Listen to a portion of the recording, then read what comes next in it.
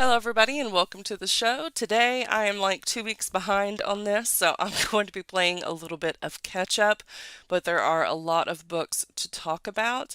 The links for each of them are down below if you would like to help support the channel by using those links.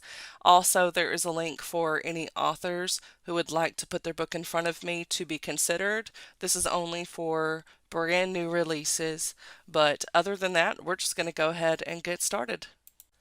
An Improbable Season by Rosalyn Eves is book one of the Unexpected Seasons series, and it's pitched as young adult fiction, romance historical, and comes in at 352 pages.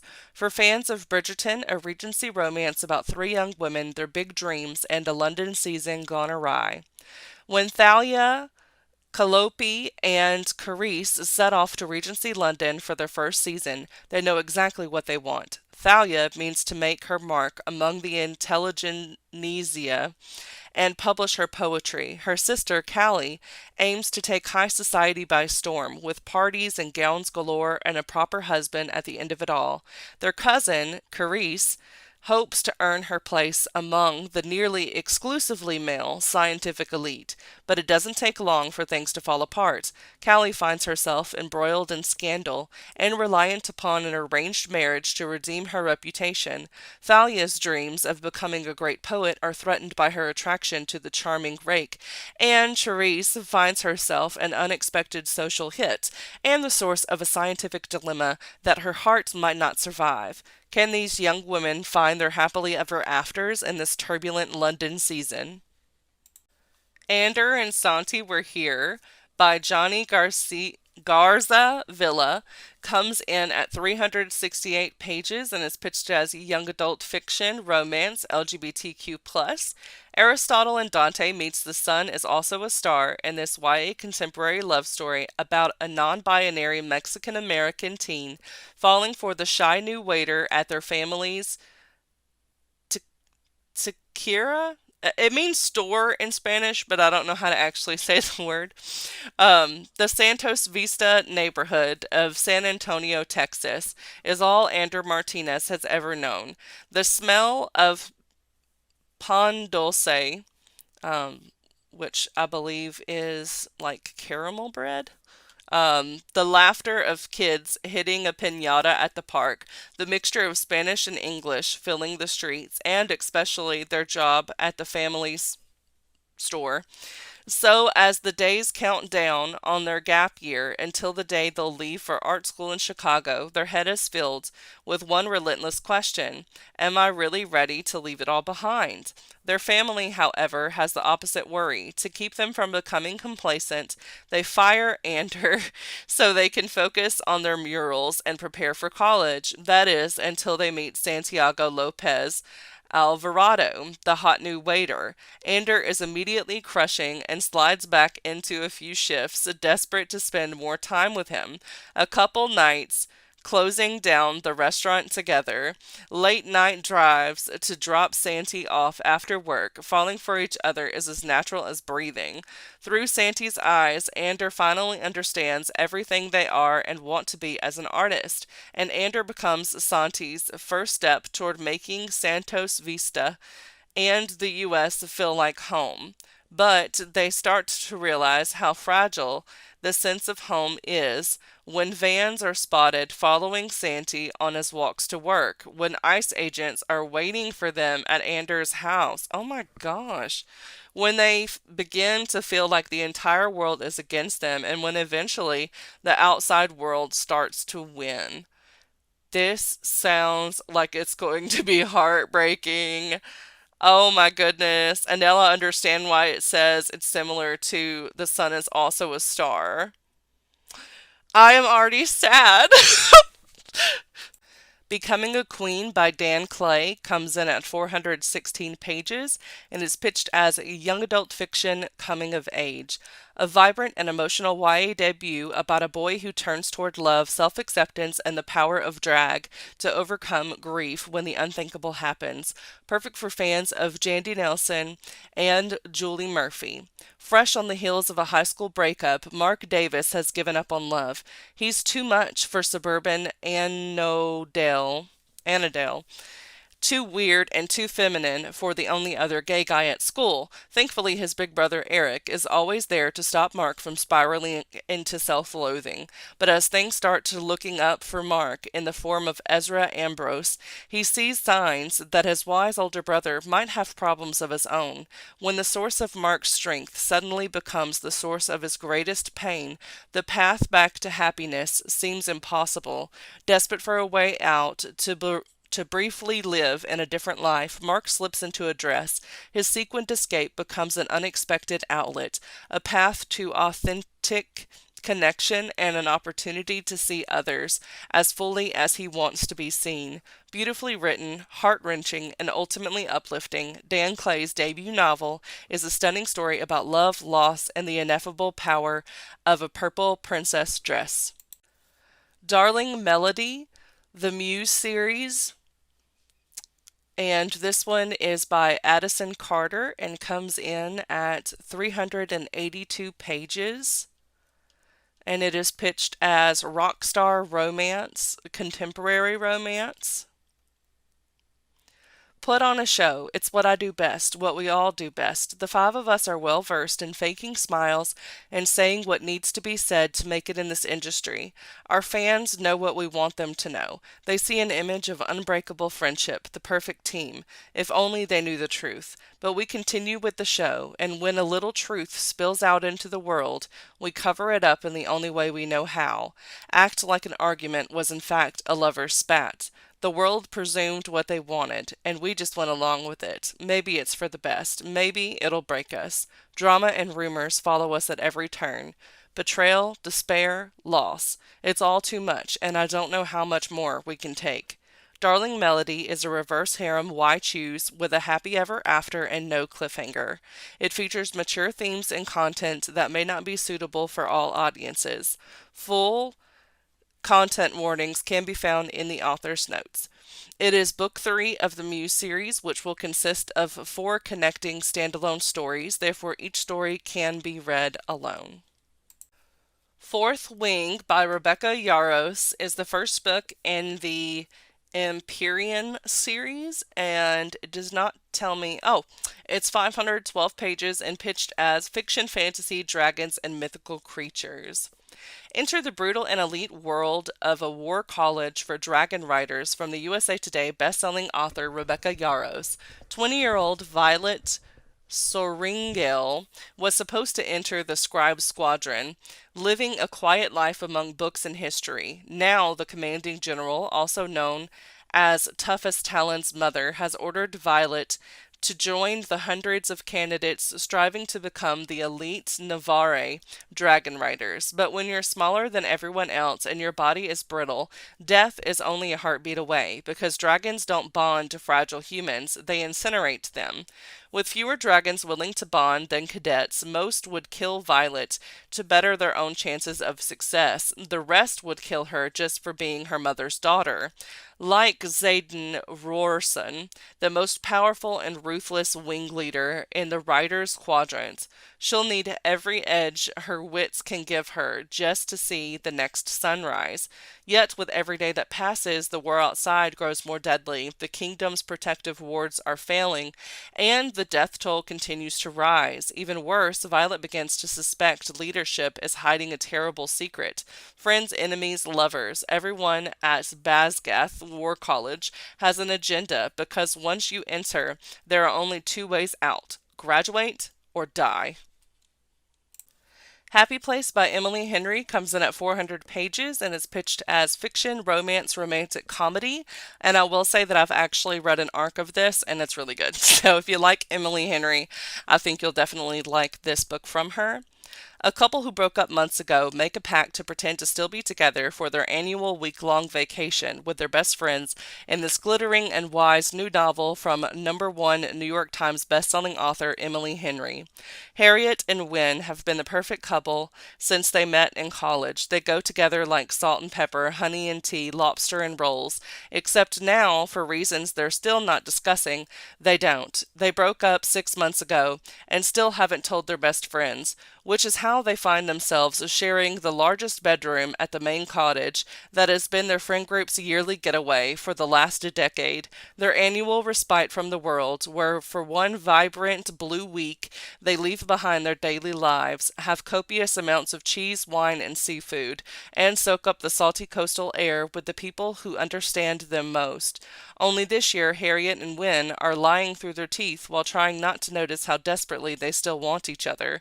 Because the cottage is for sale, and this is the last week they'll all have together in this place, they can't stand to break their friends' hearts, and so they'll play their parts. Harriet will be the driven surgical resident who never starts a fight, and Wynne will be the laid-back charmer who never lets the cracks show.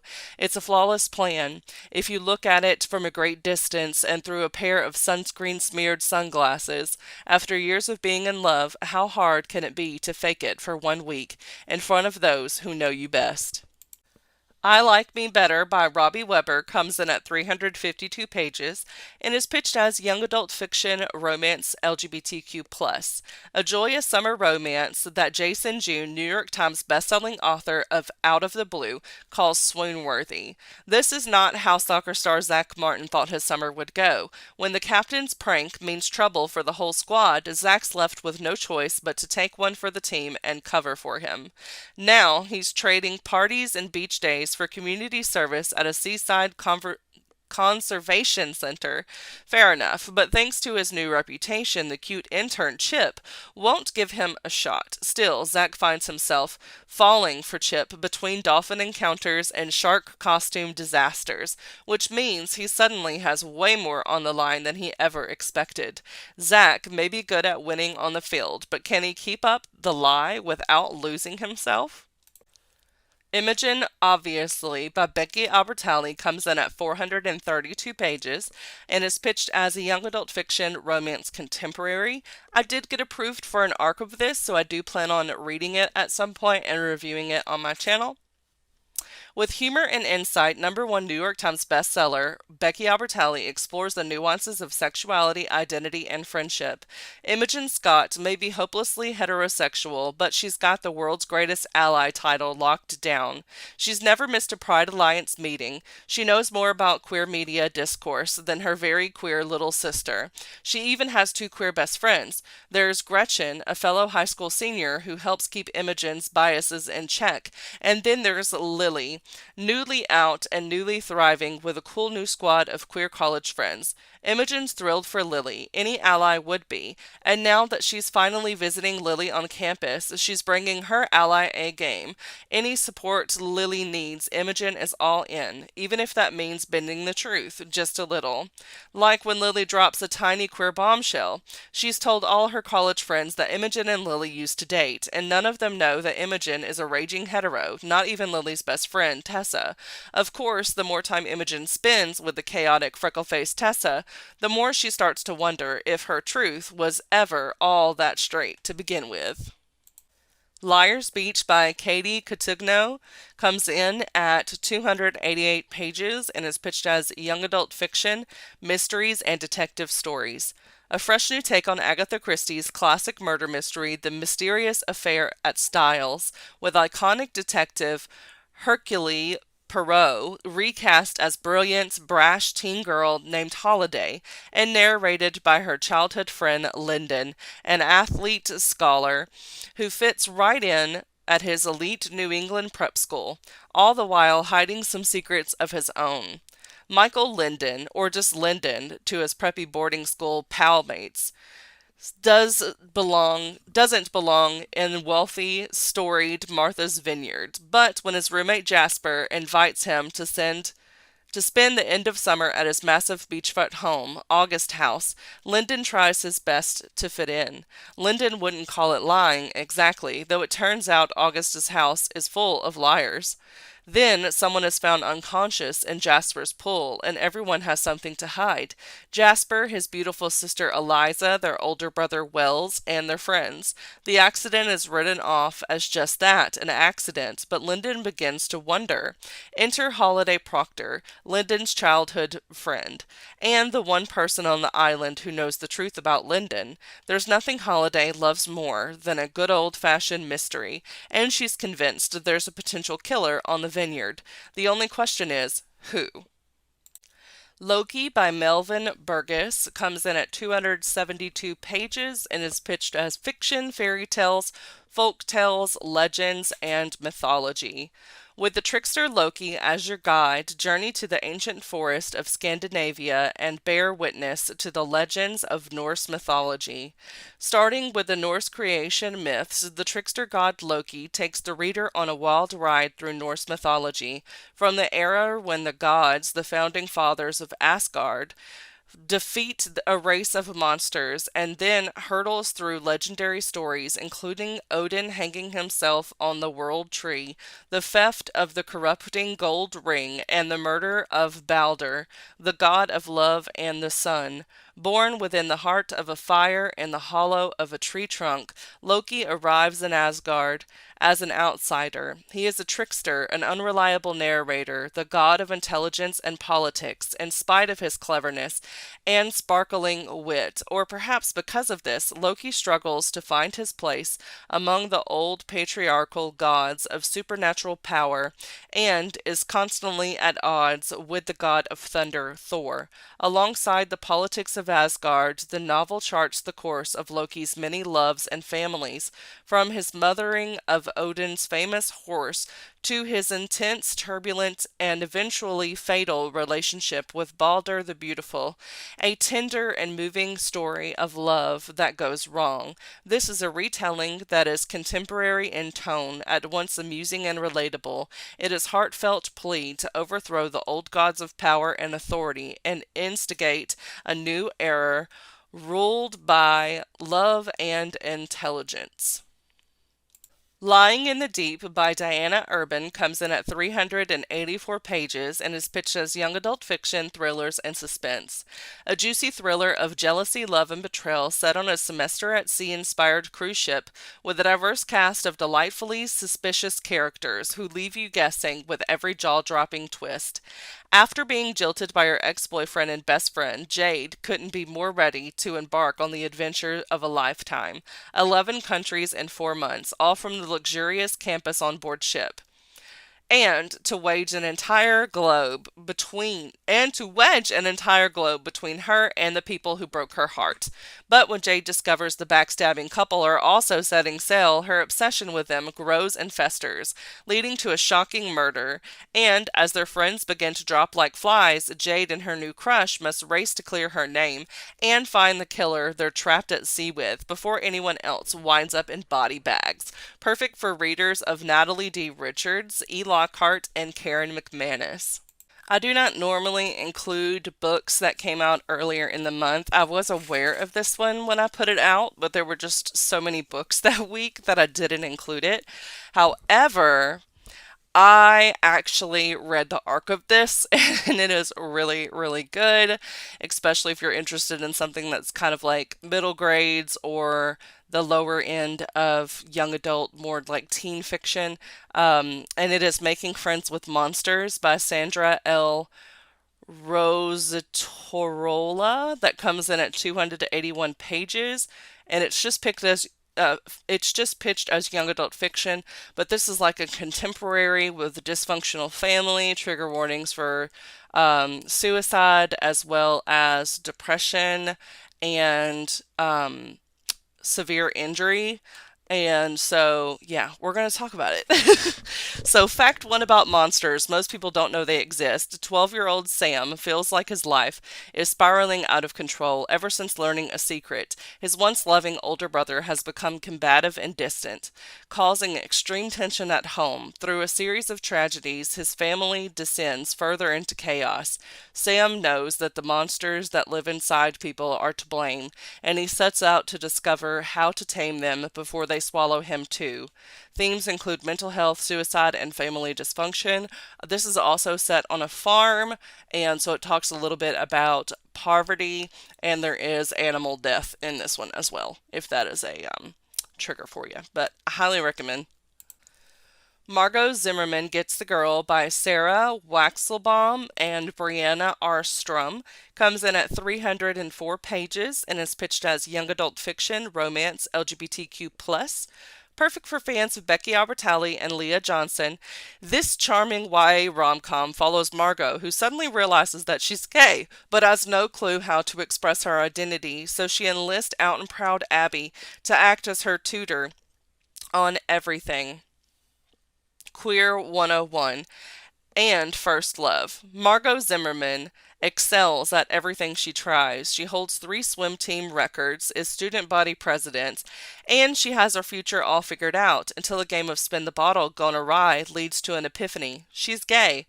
Feeling off balance in the wake of this realization, Margo is determined to ace her gayness. All she needs is the right tutor. Abby Skokoloff has her own gayness down to a science. She's been out for years and has tapped into the queer community in her suburban Florida town.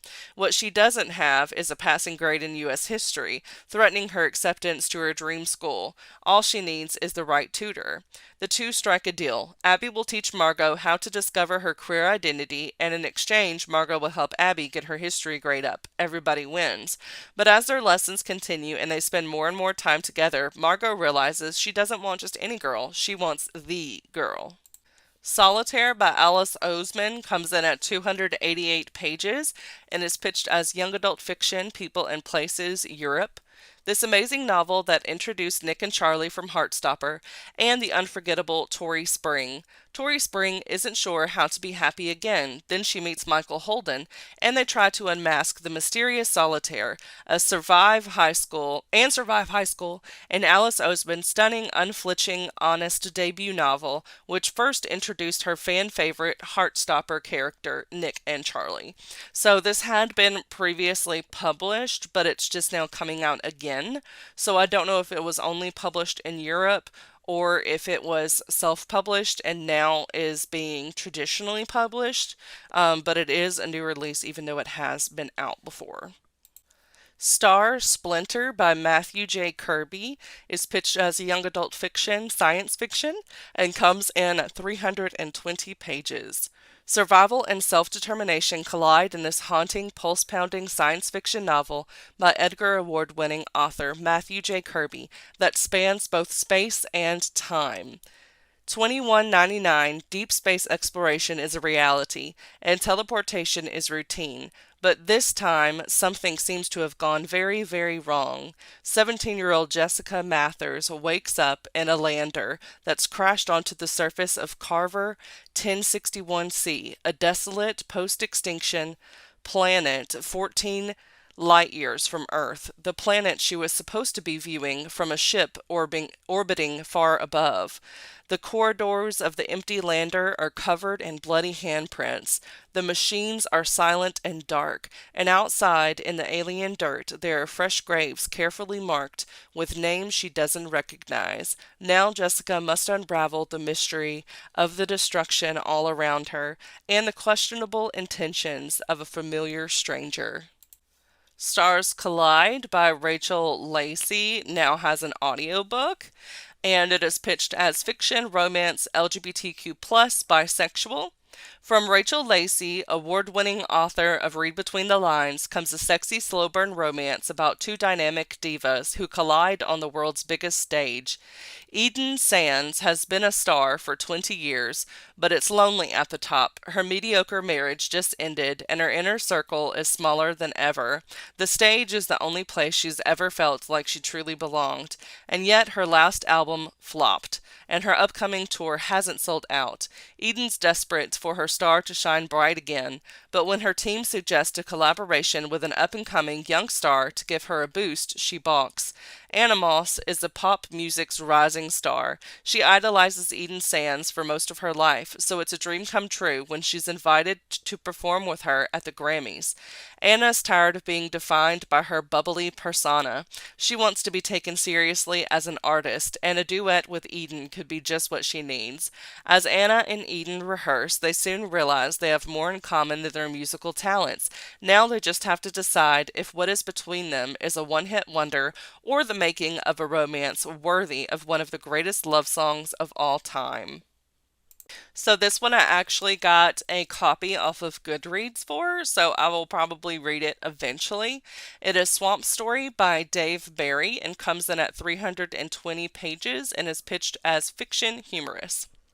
Pulitzer Prize-winning New York Times bestselling author and actual Florida man Dave Barry returns with a Florida caper full of oddballs and more twists and turns than a snake slithering away from a gator. Jessie Braddock is trapped in a tiny cabin deep in the Everglades with her infant daughter and her ex-boyfriend, a wannabe reality TV star, who turned out to be a lot prettier on the outside than on the inside. Broke and desperate for a way out, Jessie stumbles across a long-lost treasure, which could solve all her problems if she can figure out how to keep it. The problem is some very bad men are also looking for the treasure, and they know Jessie has it. Meanwhile, Ken Bortle of Bortle Brothers Bait and Beer has hatched a scheme to lure tourists to his failing store by making viral videos of the Everglades melon monster. The monster is in fact an unemployed alcoholic newspaper man named Phil wearing a Dora the Explorer costume head. Incredibly, this plan actually works, inspiring a horde of TikTokers to swarm into the swamp in search of the monster. At the same time, villains are on the hunt for Jessie's treasure.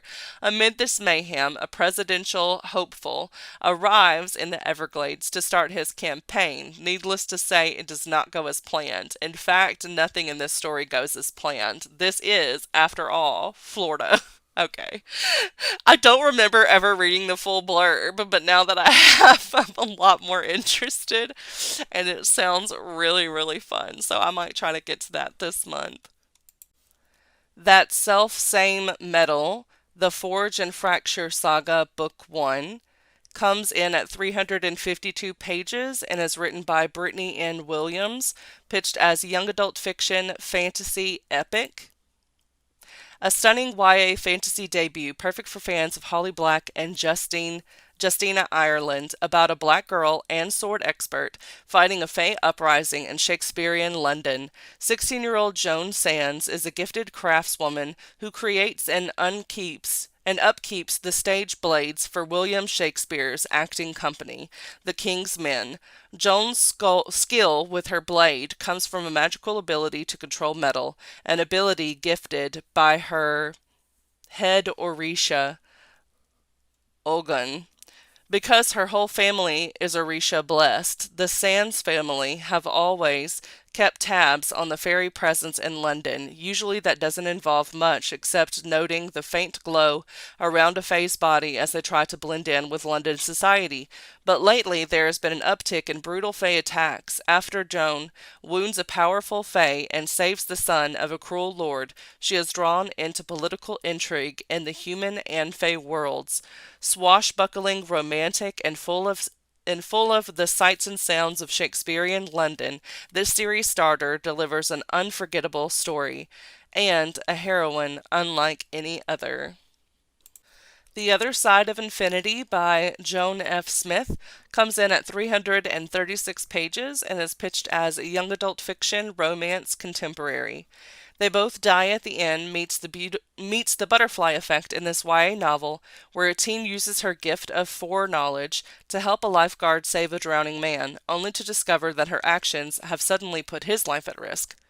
It was supposed to be an ordinary day at the pool, but when the lifeguard, Nick, hesitates during a save, December uses her gift of foreknowledge to rescue the drowning man instead. The action comes at a cost. Not only will Nick and December fall in love, but she envisions that his life is now at risk. December embarks on a mission to save Nick's life and to experience what it feels like to fall in love, something she'd formerly thought she'd never do. Nick, battling the shame of screwing up the rescue, resolves to make up for his inaction by helping December find her mother, who went missing 9 years ago.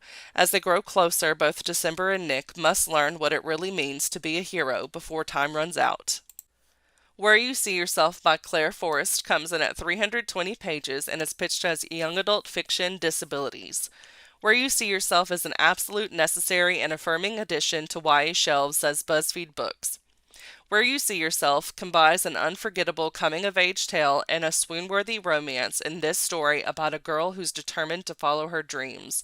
By the time Effie Galanos starts her senior year, it feels like she's already been thinking about college applications for an eternity. After all, finding a college that will be the perfect fit and be accessible enough for Effie to navigate in her wheelchair presents a ton of considerations that her friends don't have to worry about. What Effie hasn't told anyone is that she already knows exactly what school she has her heart set on, a college in NYC with a major in mass media and society that will set her up perfectly for her dream job in digital media. She's never been to New York, but paging through the brochure, she can picture the person she'll be there, far from the Minneapolis neighborhood where she's lived her entire life. When she finds out that Wilder, her longtime crush, is applying there too, it seems like one more sign from the universe that it's the right place for her.